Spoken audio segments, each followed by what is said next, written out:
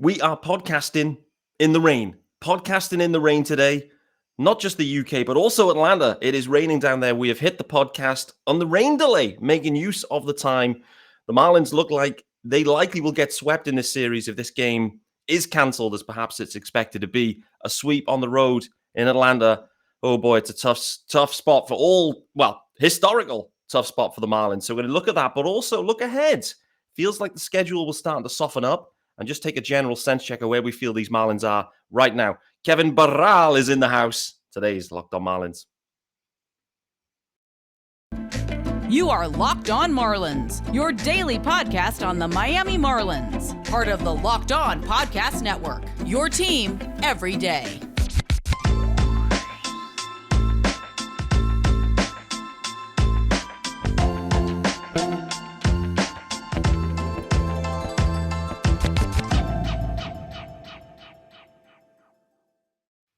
Greetings from England and welcome to Locked On Marlins. This, of course, is your daily Marlins podcast, although there wasn't an episode yesterday. Apologies for that. I, of course, am your host, Peter Pratt. Hit me up on Twitter at @MiamiMarlins_UK. Subscribe to the pod. It is your team every day, and it is available everywhere and for free. Free content. Most podcasts are free, but so is this one. There's a YouTube channel. Head over there too. Hit subscribe. Leave a comment, particularly the everydayers. If you are tuning in every single day, let me know you are listening. Let me know what you're seeing with these fish. Let me know what you're enjoying in the show. Maybe what you're not enjoying. I don't know. Nevertheless, delighted to welcome back to the show, Kevin Barral. You have to roll those R's. How we doing, brother? I'm doing good, Peter. Thanks for having me. Rain delay, so we decided to get the pod going now, and let's go. There's a lot to talk about this team, so I assume we'll get into that today. 100%. There's tons to get into. For everyone tuning in, there wasn't an episode yesterday. And those are wondering, why, Pete? Why wasn't there an episode? You said there's a daily pod. Sometimes, work and life get in the way. And it's fair to say there was a lot of beers consumed yesterday. So I'm feeling a little bit jaded today, but I'm keeping energy high. Kev's going to help me along the way. So, Kev, where I want to start today, I want to start on the offensive guys firstly. And I think, there's some interesting storylines starting to occur. What I would say, Jazz Chisholm Jr. in Atlanta. He goes to Atlanta. And all of a sudden, Jazz starts to spark right now. Next thing is back-to-back. We don't know how this game's going to end up playing today, but he's had back-to-back days with huge bombs, some stolen bags sprinkled in there as well. Like, for the Marlins in the offense, if Jazz can really kind of find his groove, that would be a huge, huge thing for this offense, right? Yeah, 100%, Pete. You need Jazz, and especially just with how weird this offense can be sometimes. I mean, there's days where you see them win these games, like we saw with the Giants, we saw it with the Guardians, and then there's days where you just see them lose 11-0 and they really don't get anything going. Yeah. So Jazz is a huge part of what this offense is. He's usually either at the top of the lineup or second or third.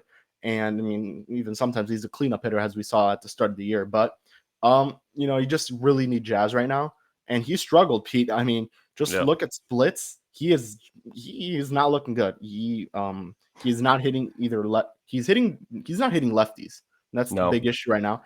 He is hitting all right against righties. He's hitting 257, 307, 514 with an 821 OPS, which is good. So you want to see him against the right-handed pitching, which for some reason that's been the struggle for Miami this year. Right-handed pitching last year was lefties, now it's righties. He's not even hitting one. He's not even over the Mendoza line against lefties. He's hitting .91 against lefties right now, and that just says it all. So you really need him to hit against both.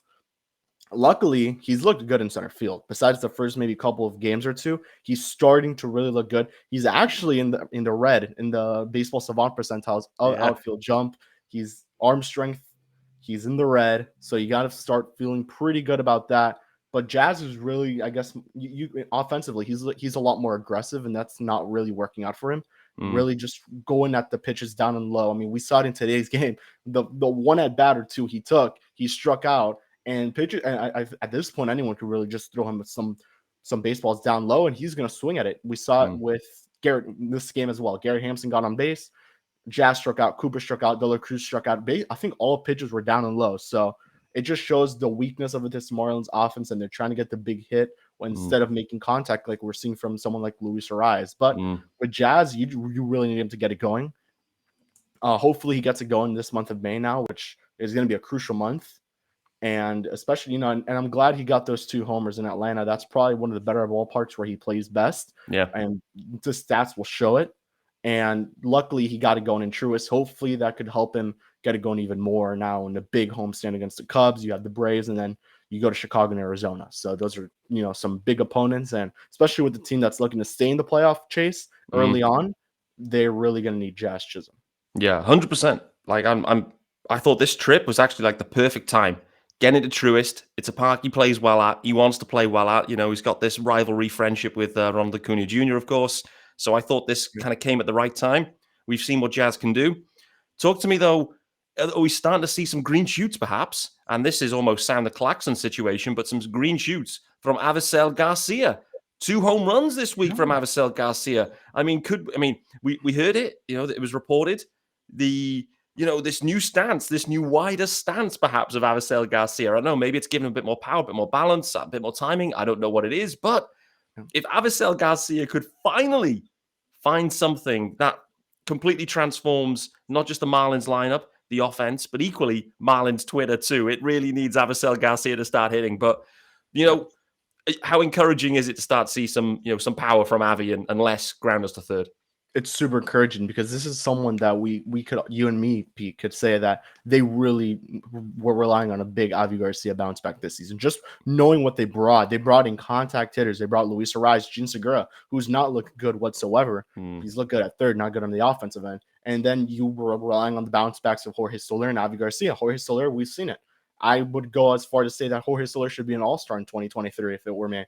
And then you have Avi Garcia, where he's looking even worse than he did last year. We thought it couldn't be any worse for Avi Garcia. Man. He slimmed down. It's an odd year. Can't get any better than that. History shows it. And, man, he has looked worse than last season. Luckily, this new batting stance Skip spoke about it. I know Grant, I think this was when Grant was in Cleveland. He mentioned it. He hit a homer that day. He hit one yesterday. So if Avi Garcia could just get it going in some way, shape, or form and at least put up positive WAR at this point, you would feel really good where you are with Avi Garcia. They've really bumped him down in the lineup, and we know Miami's willing to trade him DFA him, at any point. So he's really on thin ice right now, and if he gets it going here on thin ice, you're going to make it's going to be even harder to see if Avi Garcia is someone who you really DFA at this point and eat the money, because he could really be good. If we've seen Avi Garcia with the Brewers, with the Rays, with the Tigers, yes. Yeah. With those other teams, be a really good baseball player. If you could do that with Miami, just put up something worth of an ounce of positiveness in the lineup, you feel really good where you're at as a team.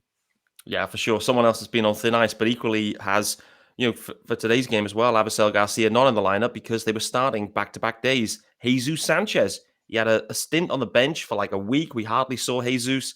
Comes out yesterday, typical Jesus Sanchez, hit one nearly 450 feet over the chop house. He's back in the lineup today, but speaking about a guy that's been on thin ice and that you need to see something from, and because he's the power lefty guy, really need to see something from, and that's kind of linked to the struggles against these righty pitchers that you've talked about. Jesus Sanchez, like the pressure is really on this guy at this point. But again, if we could just get something going, some momentum, this sums it up at the moment. I saw on Twitter earlier, there's multiple tweets going out that Jesus Sanchez is on a 3-game hitting streak. Like, it's getting to that point where those tweets are being created. 3-game hitting streak is progress for Jesus. But overall, mate, it's been discouraging. But again, if he can find something, and just get some momentum rolling, it'd be huge for this Marlins offense and for him personally, I think. Yeah, 100%, Pete. Jesus Sanchez has some of the best power I've seen on this Marlins team. Yep. If he's at, full strength, he's good to go. And unfortunately, what we saw in 2021 was probably the best we'll see of Jesus Sanchez in his Marlins career. Mm-hmm. If he was a righty, he would not be on this team right now. And you're going to probably be asking, and maybe in a week, you'll be back on this podcast talking about Jesus Sanchez DFA'd. If Joey Wendell comes back, they need a lefty in the lineup. Jesus Sanchez is a lefty. They really needed him. Mm-hmm. And really, I did really think this would be the road trip that he would get it back going, especially Guardians. You have Atlanta, which went with all righties, so you would assume Jesus Sanchez would get more playing time. He obviously got it. He hit the homer. He looked good yesterday, and I think he had a hit in today's game as well. So, yeah, he did. Which most likely gets postponed. But He's such an important piece, Pete, because you need someone off your bench like Jesus Sanchez, especially in a righty-heavy lineup. Yep. He adds the little lefty flair, which they need every once in a while. But with Joey Wendell coming back, Garrett Hampson probably making the case to stay on this roster, you really have to begin asking yourself if Jesus Sanchez is the odd man out. And not only that, if he gets DFA'd, now before the season, we told ourselves, if Sanchez got DFA'd, he's getting claimed. At this point, you have to be asking yourself, if Jesus Sanchez gets DFA'd, will he even get claimed? Yeah. I think he has 40 homer potential. Isaac Azut said that as well on the Bold Predictions podcast we did a while ago. He said that he could hit 40 homers. I agree with him. Now can Jesus Sanchez work on the swing? He still has a lot of holes to fix right now. And I mean, he only had one at-bat against the lefty, but it did not go well. He's not looked good whatsoever. He's played so little that Baseball Savant doesn't even have enough stats to track down for Sanchez. And you're starting to see that Brian De La Cruz is taking over that left field, right field spot, wherever he's playing at the time. And Brian De La Cruz is the guy. And you have Peyton Burdick, Pete. We've seen what Peyton Burdick's been doing in the minor leagues. He's leading the International League in homers. I believe it's at 8, maybe 9, if I've missed a homer or two. But Peyton Burdick is breathing down Jesus Sanchez's neck right now. And he's doing everything he needs to. I thought Peyton Burdick had a better spring training than Sanchez. Yeah. And right now, again, the only reason he's on this roster is because he's a lefty and you need a lefty hitter. Yeah. But when Wendell comes back, we'll see what the DFA move is, or even if there is one. Yeah, I guess you're right. The point you made there on Hampson, I think, is accurate. Like Hampson has really settled in and found a spot in this roster now, and is he's John Birdie 2.0 effectively. He's being able to move around. The defense looks good. Like he's had a hit today. Hampson has done enough to stay on the roster, but the problem is with Jesus Sanchez, Avi Garcia, the guys that have been underperforming in the outfield, there's no flexibility. They can't do anything with them because no options and obviously big money. So they've kind of handcuffed the Marlins there, where, to your point, like Peyton Burdick, great spring, but he never really had a chance of making this roster because the outfield was already filled out with Brian De La Cruz that deserved it, Jazz Chisholm moving out there, and the two other guys that they had to carry. So it is what it is. First ad of the day, guys, and then we're going to turn to the clubhouse culture and early impressions of Skip Schumacher. Kevin Barral, as we know, is in and around the clubhouse every series, so it's going to be great to dig into that with Kev after the first ad. And it's our good friends, and I love this one too, and the graphics too, by the way. This isn't planned, but they are, I would say, Marlins graphics here from eBay Motors. They've got the teal vibes going from eBay Motors, which I love to see. Those listening on the pod are going, what the hell? Well, I'm saying to you guys listening on the pod, head over to YouTube and see it. But it's for a championship team, it's all about making sure every player is a perfect fit. It's the same when it comes to your vehicle. Every part needs to fit just right. So the next time you need parts and accessories, head to eBay Motors. With eBay Guaranteed Fit, you can be sure every part you need fits right the first time around. Just add your ride to My Garage and look for the green check to know the part will fit or your money back. Can't say fairer than that. Because just like in sports, confidence is the name of the game when you shop on eBay Motors.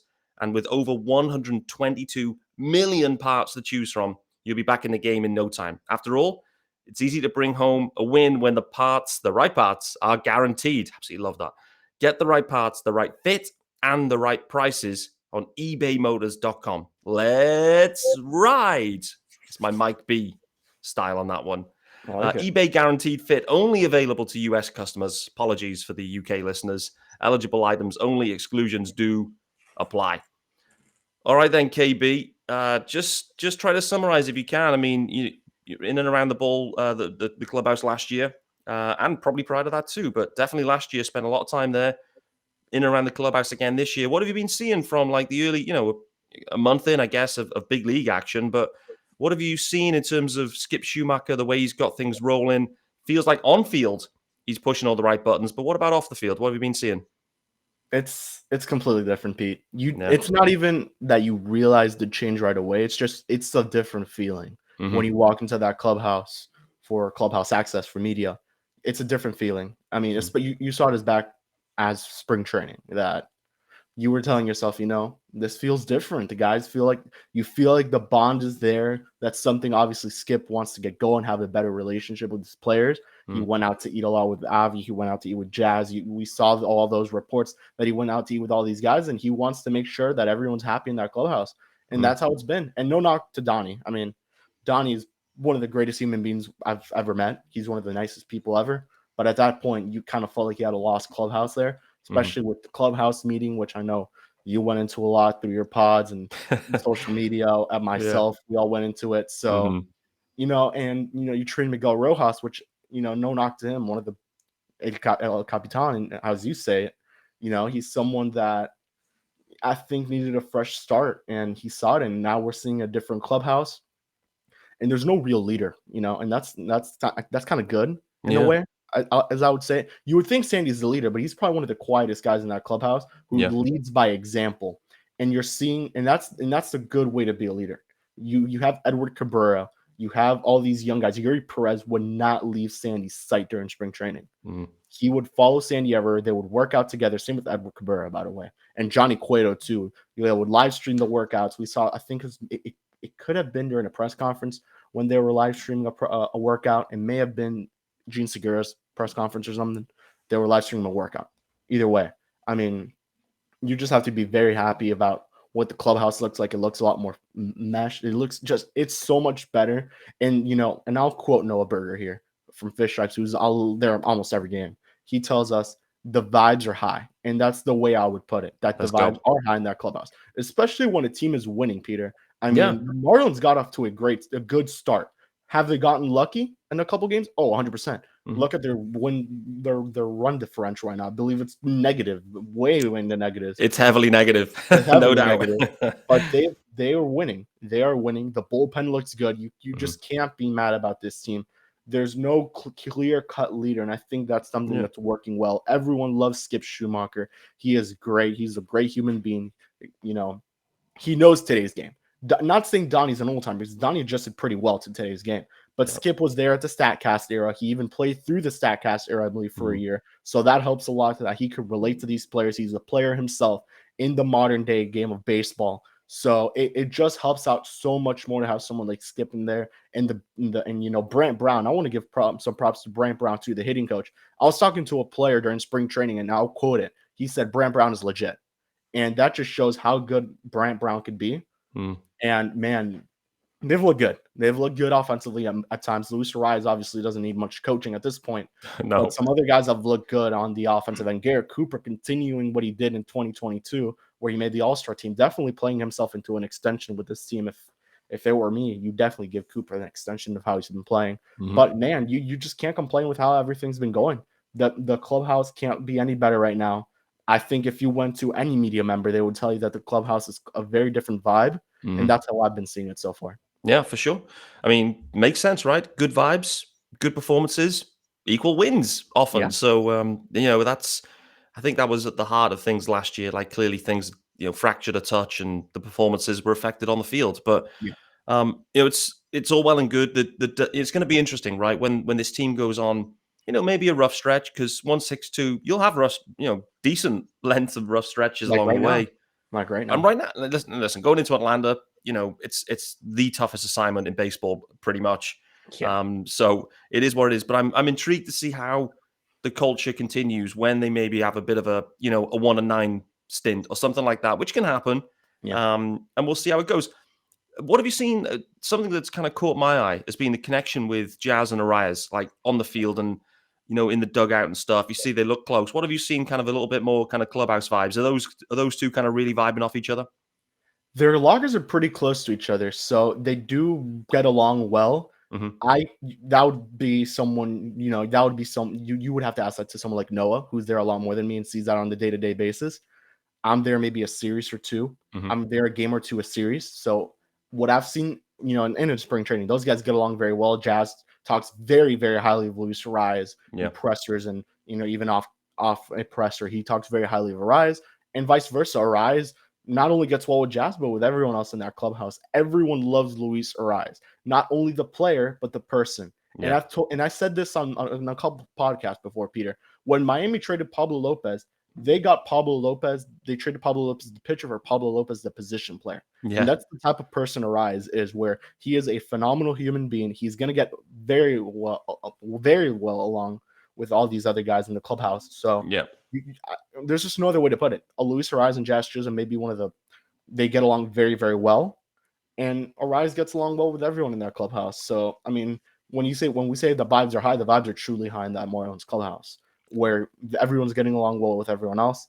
And yeah, Jazz and Arise, those guys are getting along perfectly well. There's just no other way to say it. That may be one of the better relationships in the clubhouse. If I had to say one specific relationship that to call out there. Yeah, for sure. It just to the the fan watching the TV images and the broadcast, like that's just the sense I get, which is great to hear. Yeah, 100%. I have to sound the klaxons again, guys. Some breaking news. Not really huge news, but the fact the game is going to restart. Yeah. So we're recording this, and in 15 minutes' time, we're going to restart. So, you guys may be able to catch this episode after the game. Hopefully, the Marlins avoid the sweep in Atlanta. It's been a tough series. Let's do the final ad, and then we'll finish up with some pitching talk.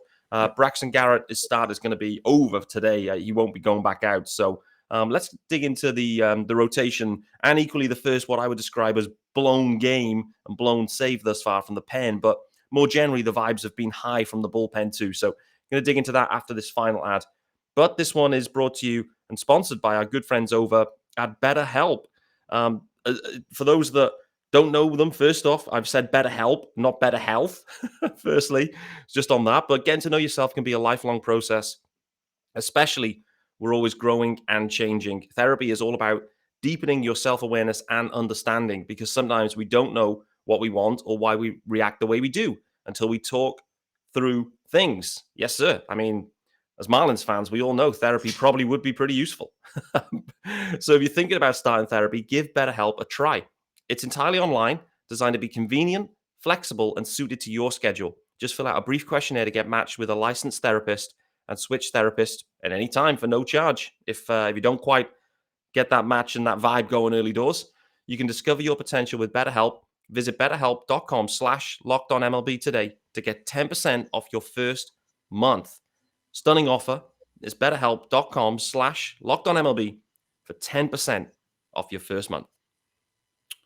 All right, KB, the pitching and the rotation, let's start there. It's been a touch underwhelming, it feels, overall as a group. But for me, I feel like, particularly Edward Cabrera, I feel like there's a breakout coming with him. Like, I know that he started with too many walks. Like, early on, there was something up and the walks were insane.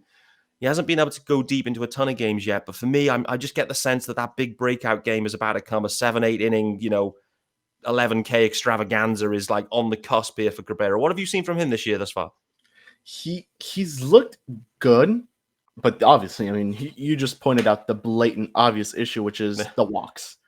Thankfully, his last two starts have been pretty good. There's just another way to say it. I think he's only walked one, and maybe the last one he didn't walk anyone. But he's had control issues, and that's obvious. And Skip attributes it to his confidence, which definitely could be the case.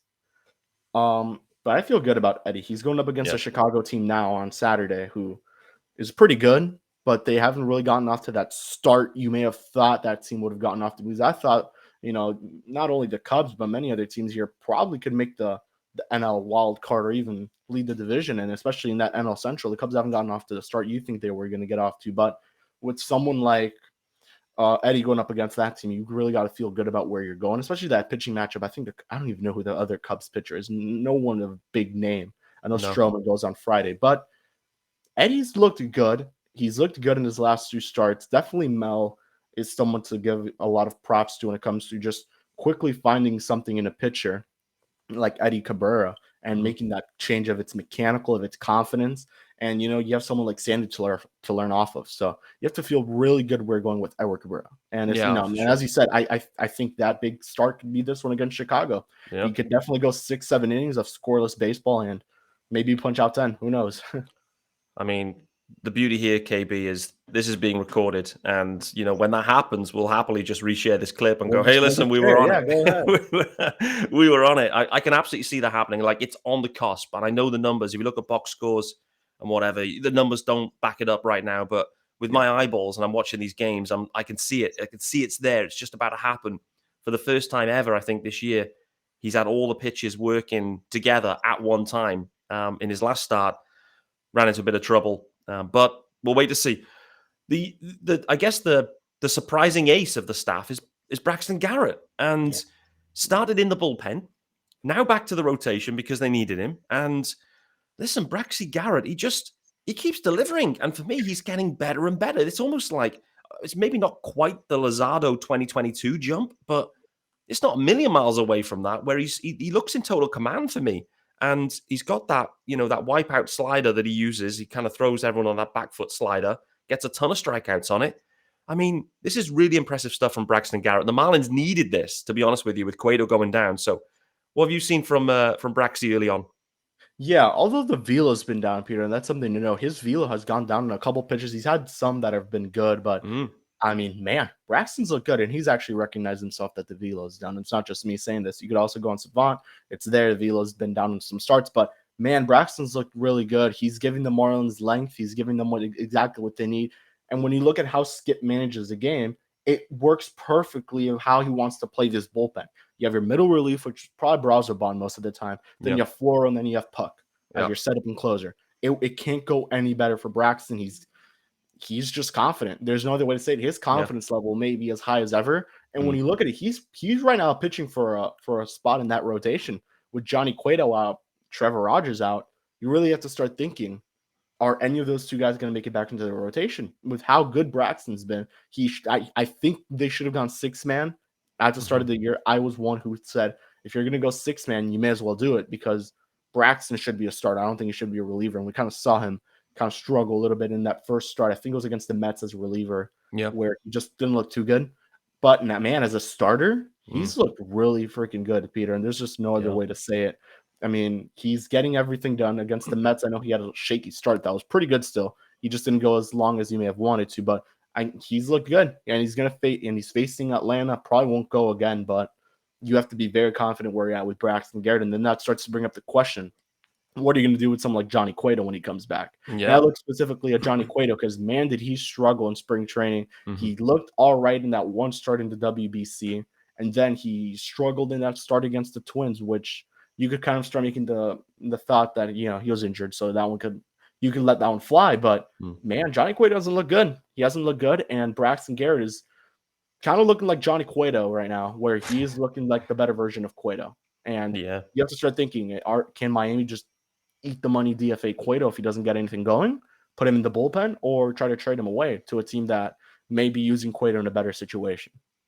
Yeah, you're right, mate. There's going to be maybe some good decisions to have to make, I guess, because like the rotation depth has been completely battered. Obviously, we had that real scare with Sandy when this bicep tendonitis or whatever it might be, or but obviously he was back starting yesterday, which was really encouraging. But boy, oh boy, like there was some scares, but it feels like they're trending back towards health. Cueto's on his way back. Trevor Rogers, I don't think is expected to be long-term. So the Marlins will have a decision to make. But for me, Braxton Garrett right now, you have to keep, he has to keep in the rotation. Like you got to find a way to move other guys around. And it could be, and I think if you spoke about this at some point last year, is Trevor Rogers, does he transition into the bullpen? Perhaps. Who knows? The reality is with the rotation and the depth, they'll need depth. They'll continue to need depth. That's always necessary. But it's going to be interesting if all of the guys do get back at the same time and the decision's made or has to be made and which way they go. I don't know. And to your point, maybe, the Cueto experiment, that's probably the wrong way of phrasing it, but, maybe they look to move Cueto, perhaps. I don't know. We'll see. And this is a good situation to have, Peter, when you think about it, because, man, having all these starters and then having Yuri Perez, Dax Fulton, basically waiting to get their shot because they should have been in AAA this year, with how that all worked out, which that's a whole other pod to discuss. And you could even bring on Alex Carver to talk to you about that one. But, those guys stuck in Pensacola again for another year when they should have been in AAA. You kind of start thinking, you're like, man, those guys are pretty close, especially Yuri. I think you may have seen Craig's tweet the other day putting a picture of Yuri and the thinking emoji. I was like, there's no way they're calling this guy up already, right? and then it's like, after Brian Hoeing, what he did, you may as well. It's like one of those, and I don't know how much cursing we could do on here, but it's like one of those fucking moves. And you bring up Yuri Perez, and you're like, all right, he's the guy. Let's go. But right now, Trevor, I would keep him in the rotation. I think the odd man out is Johnny Cueto. That's if he doesn't get it going. And Cueto could be used as a nice swing man type of player at this point in his career. Now the issue is, are you going to pay Cueto $8 million to be a swing man? No, you probably paid not. him to be your fourth or fifth guy in the rotation, not a swing man type of reliever or starter into your rotation, not even a slot starter. That would be the worst case, but he's close to coming back. You could probably expect the mid-May return if I had to put a day on it, Yeah, absolutely. Nice problems to have for the Fish. We'll wait to see how it all pans out. We are bang out of time. We are on 30 minutes almost exactly, and we're 4 minutes away from the game resuming. So with that being said, Kevin Barral is in the house. Appreciate him hopping on. I think his second ever episode on Locked On Marlins, which is great to see. Make sure you follow Kevin on Twitter, as well as all the Fish Stripes guys who absolutely pump out amazing stuff on a daily basis, of course, on that front. Guys, thanks for making Locked On Marlins your first listen of the day. As you know, tomorrow is Friday, and that means there will be another episode, and we will be previewing the Cubs series. We're hoping the Marlins can get a win today, get off this losing streak, snap it at 4. They come in hot, right back home, take on the Cubs. And the Cubs are playing some good ball, so going to enjoy that series. Be previewing that one on tomorrow's episode. In the meantime, I appreciate you all tuning in, and I will see you guys tomorrow.